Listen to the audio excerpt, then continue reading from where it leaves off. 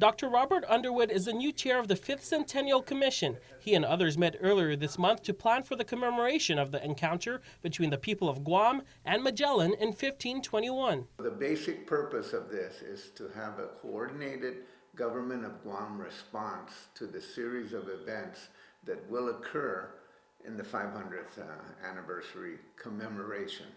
So there will be a visit here.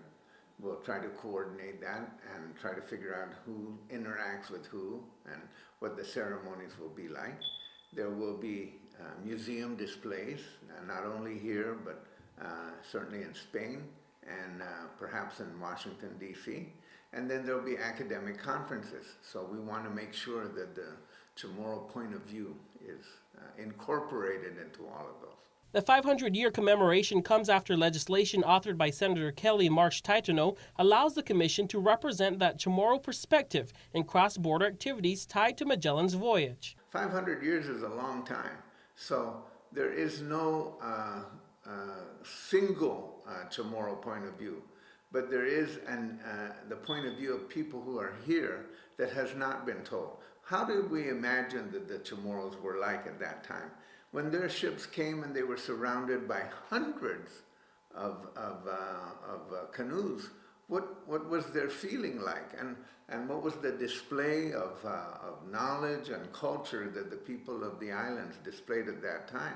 Underwood tells KUAM that Spain will be reenacting the route followed by Magellan and will have a stopover on the island in March of 2021. Of course, they left us with a very bitter legacy of naming us Las Islas Ladrones, and so that has to be corrected. He wants to make clear that the events lined up for the next year are not a celebration, rather a commemoration for the entire community to recognize and name what happened 5 centuries ago. There are people here, and their story and their perspective has not been fully absorbed or integrated into the process. So we hope to spark some imagination. There's the history of it, and there's also the fact that we could have creative plays, we could have art contests, we could have a fleet of canoes meet them. There's a number of things that we can do to kind of stress the importance and the significance of the Chamorro people. He says the commemoration comes at a time when not just the young generation, but everyone needs to continuously be educated on history from all perspectives.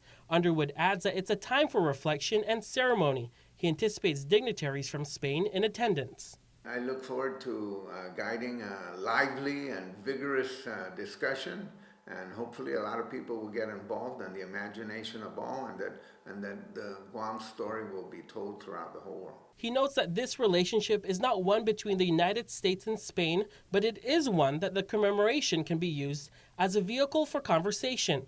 The next public meeting for the Fifth Centennial Commission will be on July 29th at 10 a.m. at the Guam Historic Preservation Conference Room. Reporting for Guam's News Network, I'm Tomas Maglonia.